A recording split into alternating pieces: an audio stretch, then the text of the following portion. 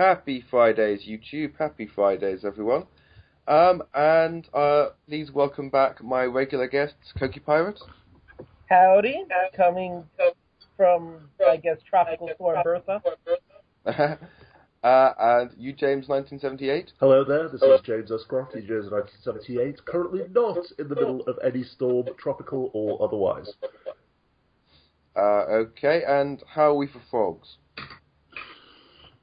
I haven't heard any lately, but we had a bit of a drought before the storm, so maybe I'll start hearing some soon. Okie dokie. Yes. I think there's a lack of frogs here in Stoke-on-Trent. No large bodies of water where they would congregate. So maybe in a park or something, or down by the canal. But none that I've seen. Oh, okay. I'm grateful for my lack of frogs because the cat once brought a frog in, and of all the animals to catch in your house, a frog has to be the most difficult. My cat never kills anything. She brings them in and lets them go. And I had to use like a polystyrene burger box to catch the frog mid-air. I wish there were video footage of my frog captivity. Anyway, this week we are discussing the Space Museum, which is a serial that I've realised I don't love it or hate it. I just don't have much to say about it. It's one that has a reputation for starting out well and then falling apart. I would say it's not popular among fans. I would say I don't know to what degree I find it difficult to follow because it doesn't hold my interest, or to what degree it doesn't hold my interest because it's hard to follow. But any other observations I have, I'll leave because, as ever, for our first impression, we have Coquipirate. You've just seen the Space Museum for the first time. What's your opinion? You know, I actually liked it. Well, I guess, like you said, the ending's not as good as how it started. But, I don't know, I feel like it's starting to recapture some of the feelings of the older episodes. That being said, the acting is kind of meh. Like, I felt like that's one front that they were getting kind of good at, but it seems like the Doctor's overacting a bit with that and then you have and he picked that up since they were like fighting the Daleks, which, you know, when they were occupying Earth, and I'm like, why does the Doctor suddenly do that now? And he's been keeping at it. And then you have Vicky, who seems to be smiling at rather inappropriate moments. But I guess they do it all in one take. That being said, I like the start. It had like this sort of weird time travel thing that, you know, they were out of sync. So now not only is it possible to change the future, but there are no longer any ethical issues with it. Because, again, apparently the past ends at England in the 1960s, I'm assuming. But no, I liked it. I'm thinking about this one moment that the Doctor snaps at Vicky saying, "Why won't you obey me, child?" Which I guess is kind of their dynamic. You know, it has been clear that, you know, she's Susan 2.0, a more obedient, submissive Susan, but the Doctor can still shout at more.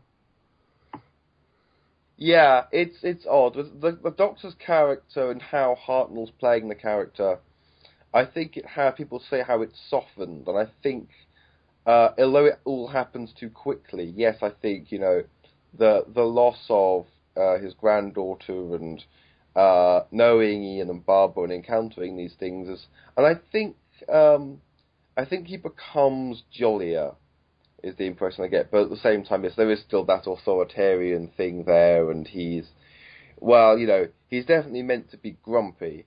As for the acting, I think the supporting cast in this serial, there's something a bit corny maybe about it. Though, to be honest, I'm more bothered by, because a couple of weeks ago we talked about how so many science fiction shows are lazy with the prosthetics. That, oh, it's pointy ears, or it's a crinkly forehead, or it's a bumpy nose, and oh, Doctor Who is so imaginative. Okay, well, first time I saw the serial, it took a while to make me realise that they had, two sets of eyebrows. Yeah. And which has to be the laziest way of making someone look alien ever. And what evolutionary advantage could there be to having an extra set of eyebrows halfway up your forehead? Well, you generally don't want to startle anyone. So if you approach a prey like that, you'll be like, oh, I'm sorry for bothering you. And that's how they survived all these years. No. They were... you mentioned the Doctor being authoritarian again. I just remembered at the very end when Ian is like, what did you get? And he's like, well, what is it? And the Doctor's like, I don't need your permission to put stuff in my ship. It's like, geez, calm down, Doctor. But, yeah, the aliens, they were corny looking. The young ones, Tor, Draco, and what's the species name? The Xenos? Oh, something like that. Okay. I'm looking at them, and I'm like, these guys look like red shirts. Are they red shirts? Red shirts being the expendable characters from Star Trek. Because they have that exact same sort of energy about them. They're young, they're energetic, they seem likable, but at the same time, there's nothing to get you too invested in them, Yeah. Okay, you, James, I think you've seen this serial a couple of times over about the past year. Yeah. What are your thoughts on this one? First of all, Koki, you didn't finish that sentence that no, they're not red shirts. And more importantly, Vicky leads their revolution. She is the one who figures out how to bypass the computer system. So, what is your name, Vicky?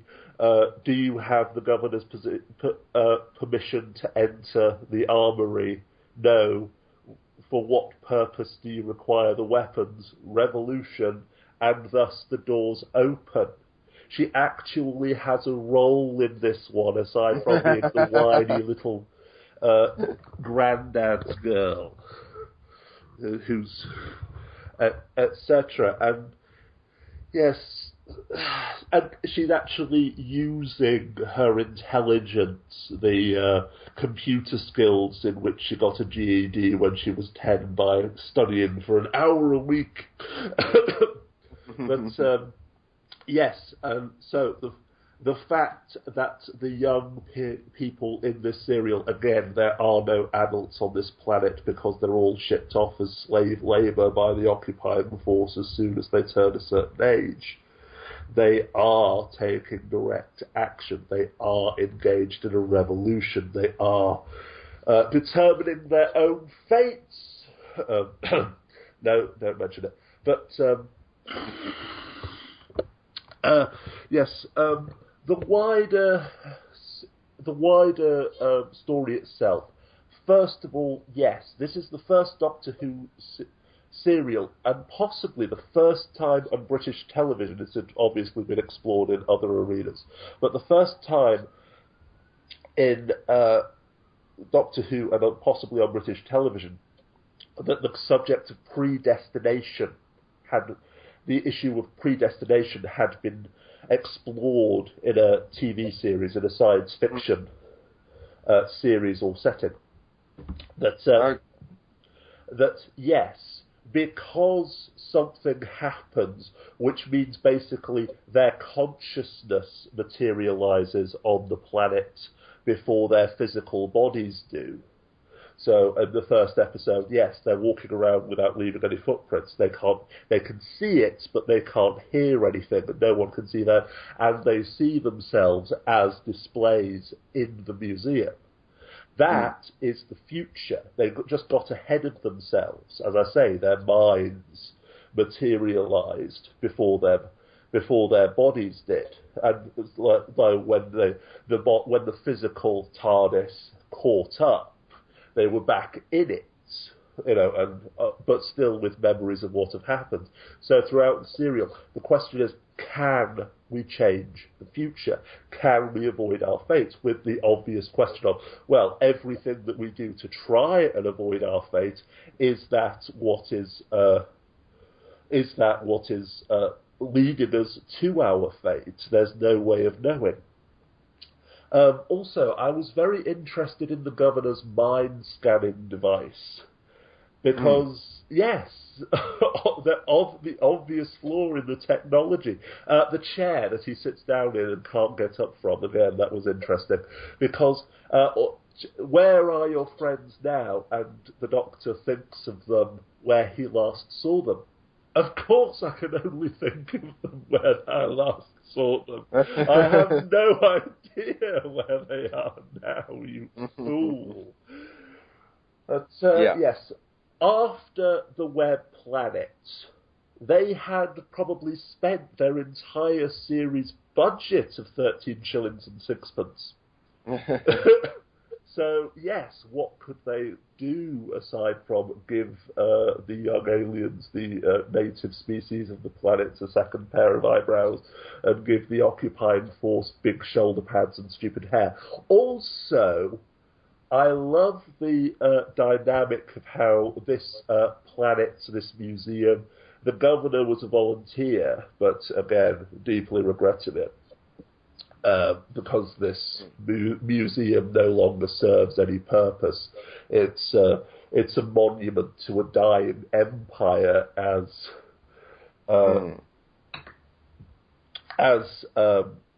epitomised by the revolution that comes. But everyone else there, they're just, they're commissioned, they're enlisted soldiers. So what do they care? Just the way that instead of being just expendable masked soldiers who were there to look scary or look intimidating but being killed, or B, noble, righteous defenders of their cause, even if their cause happens to be evil.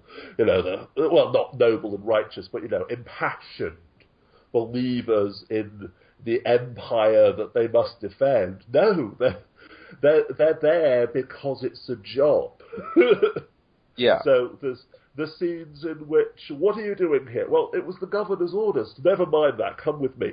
Or when the one guard is taken hostage, etc., etc. And so. Again, the human element of it, rather than them simply being one-dimensional parodies, just token soldiers who can be easily killed, killed without any moral issues or what have you. But whilst overall the story is not that great, as I say, these points alone are enough to make it interesting. And damn it, it's just so satisfying to see Susan actually doing something, actually thinking. Vicky, Same difference, Alex. Yeah.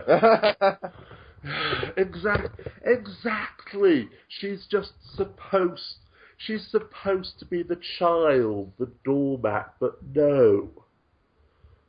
In this case, she actually does have a purpose, a role, and a mind of her own, to which I say hallelujah.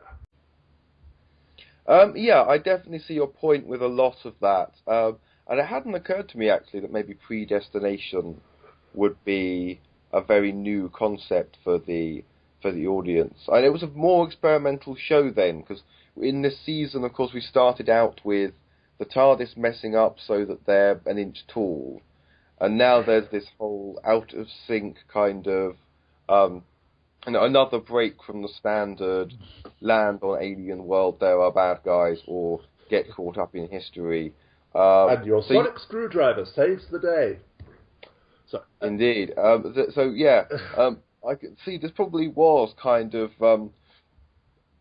mind blowing for the audience Why am I imagining a stoned hippie watching this in '65?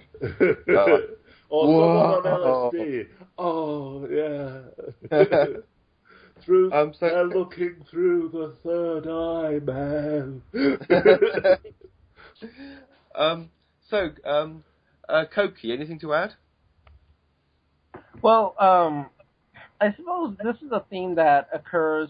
It's occurred in the past in Doctor Who, and I'm willing to bet it's going to occur again because it's a common theme in not just science fiction, just fiction in general. The idea that there's this people that need to be told, you need to fight, you need to rise up. It's like, oh, we've never learned the ways of war, and it's like, see, it sucks to just be this peaceful. Just sort of people. And I noticed that Doctor Who and their people often tend to be, I guess you could see it sort of like an encouraging element, but you could also see it as a corrupting element in saying that you need to rise up. What? Yes, with the Thals in the original Dalek serial, that was the case. However, in this case, the teenagers, the kids in black on the planet, can't remember the species name, the kids with the two eyebrows, they wanted to rise up. They tried to rise up, but they couldn't get any weapons.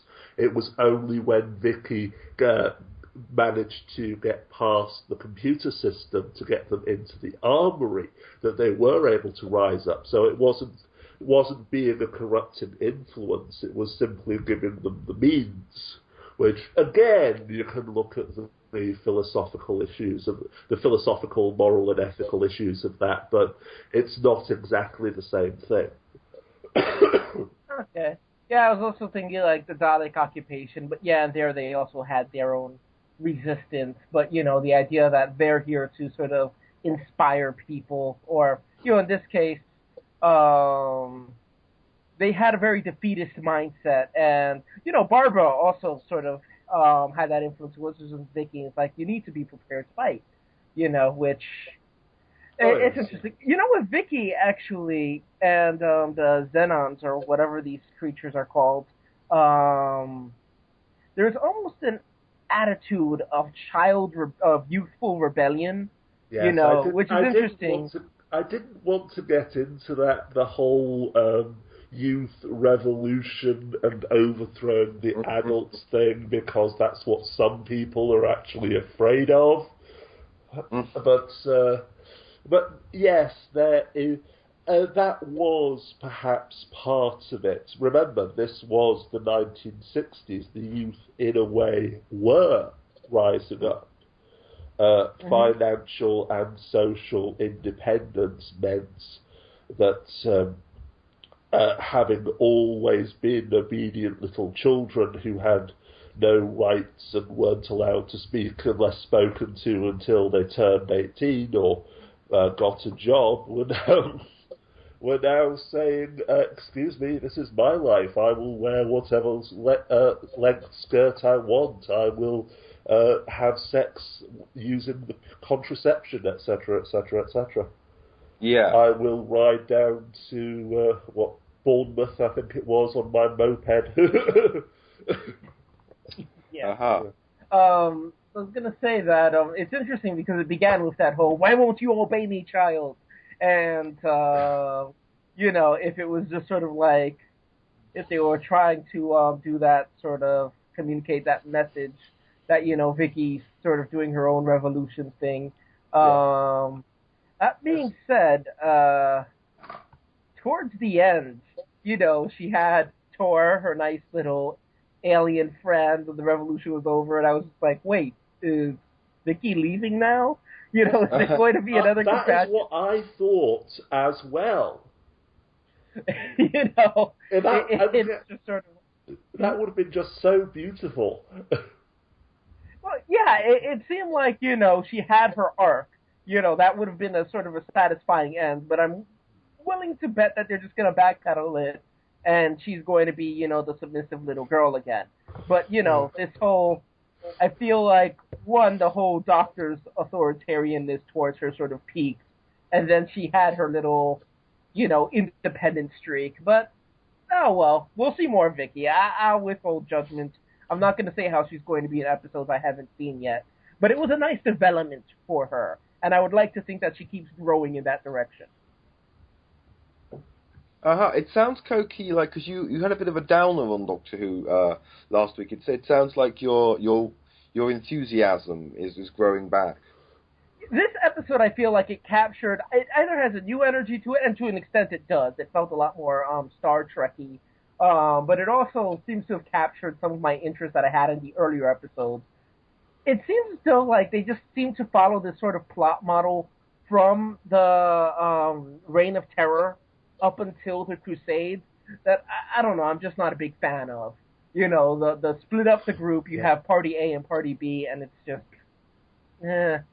getting back together. I like how they interact with one another. I really like their dynamic. Okay. Yes, and that is actually a point regarding both the Web Planet and the Space Museum. Two serials which are controversial at the very least. As hated by the Web Planet, hated by some, loved by me. The Space Museum, again, I'm not exactly a big fan of it, but it does explore issues and raise points both in science fiction and in society, which nothing else had at that point, I would be willing to wager. So this was true experimental storytelling.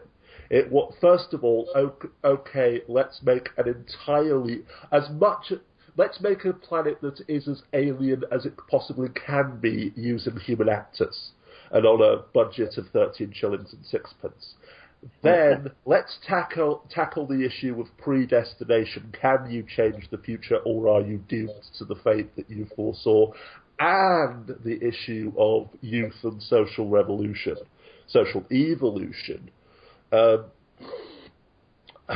Without that same budget. Yes, look.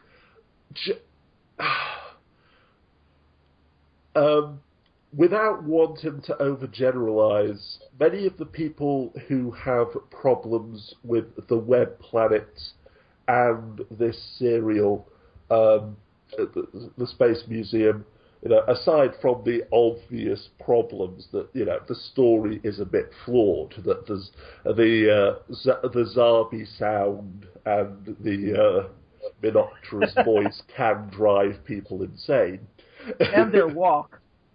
Yeah, and their walk. It is just, but this isn't the Doctor Who that I know. You're supposed to go to the planet, get involved in the thing, start the revolution, and then the sonic screwdriver saves everything.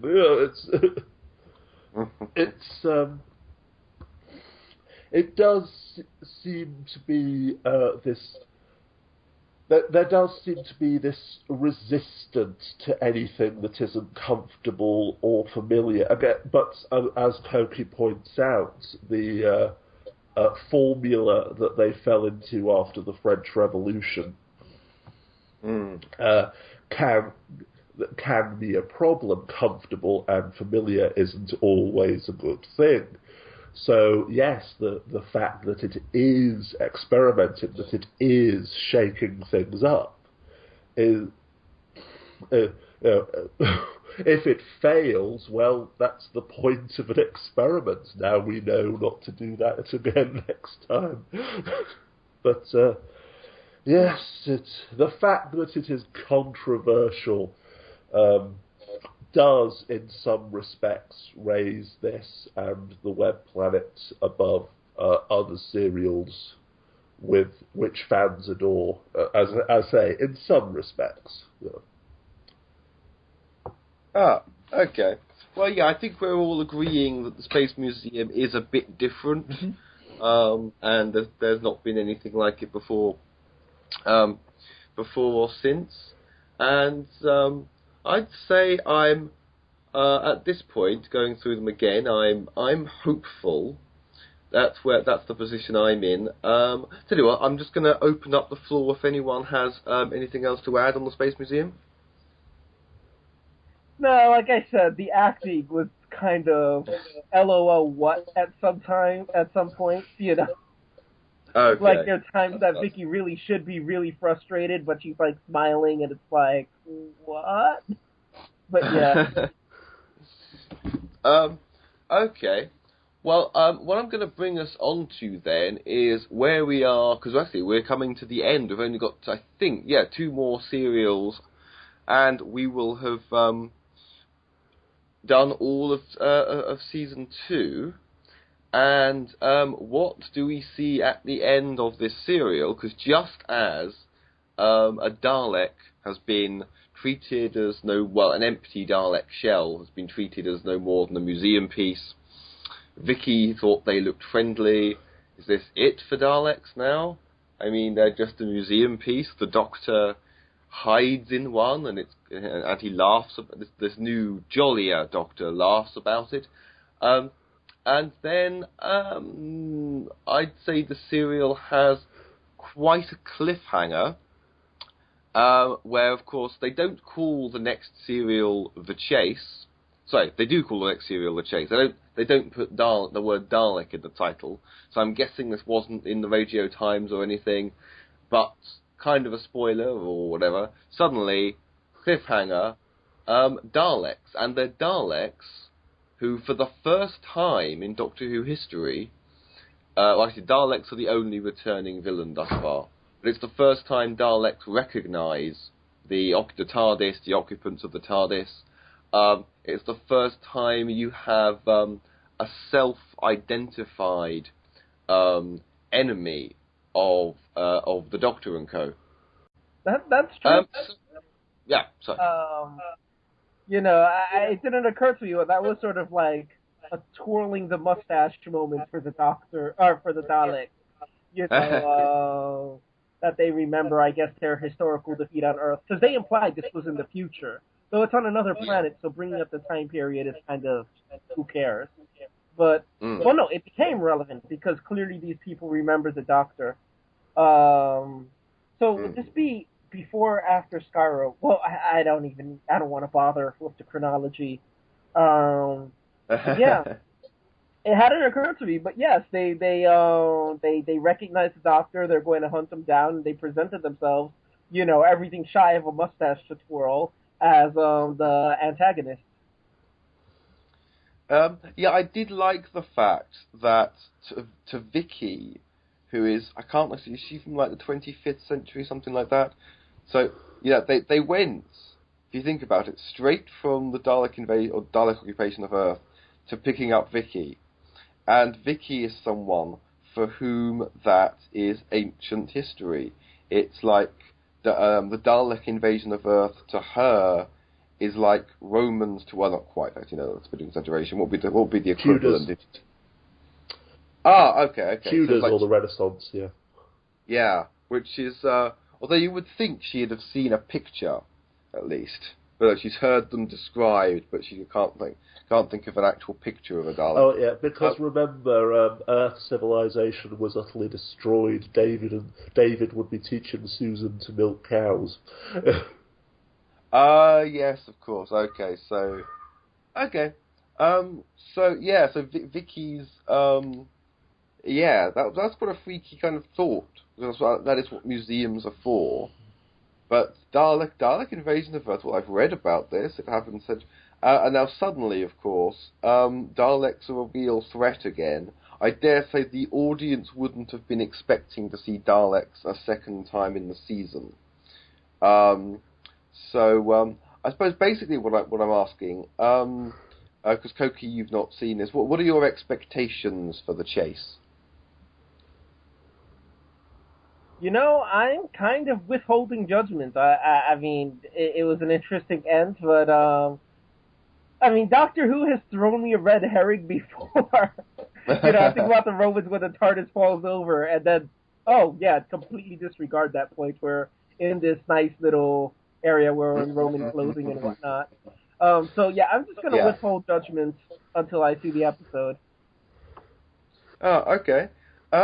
James, obviously you have seen all of these. But without spoilers, just focusing on the just focusing on the ending. The point you made about, they wouldn't have expected to see it twice in one season.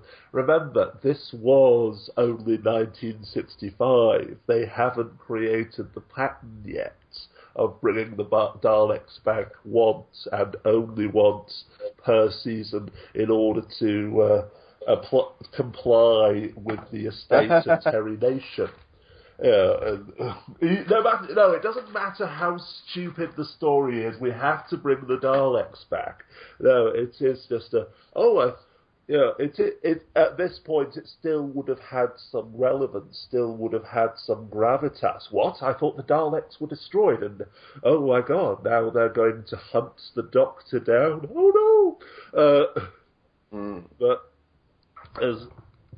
because yes, come the new series, which of course Cokie has seen, and I can talk about freely. It is, yes, the Daleks are coming back, and they're trying to kill the Doctor, and the Doctor defeats them for the love of the great holy donkey. To be fair, another interesting thing is, at this point, we've had no sense of, and the Daleks are defeated once and for all, and the universe is safe. It's not been actually stated, but it has been strongly implied. First time, Skaro, the Daleks were destroyed. Second time, Dalek occupation of Earth, Ian says, but we saw the Daleks destroyed. Oh, that was a million years in the future, my boy. So again, the assumption that all of the Daleks are on Earth, trying to turn the planet into a spaceship. Oh God! But my brain. Anyway. But still, there was still then not the statements, but the implications. So now this time. So yes, it would have had some kind of impact back then, but it's not, in terms of cliffhangers, you've got to, it's just so cliched. As Cokie says, everything short of a mustache to twirl. But, so yes,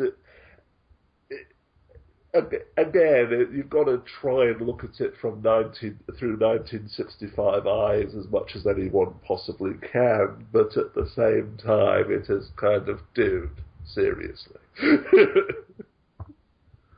I like the Dalekiness of it, what can I say?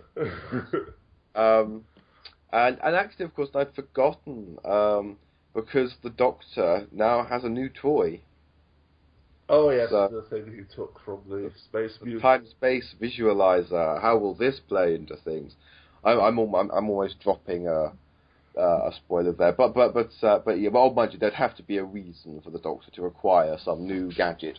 So yeah, well, I'm looking forward to the chase. That's all that I'm going to say. So I'll go round and Cokie, your final thought and goodbye. My final thoughts are, you need a better evolutionary defense mechanism than a constant surprised look on your face.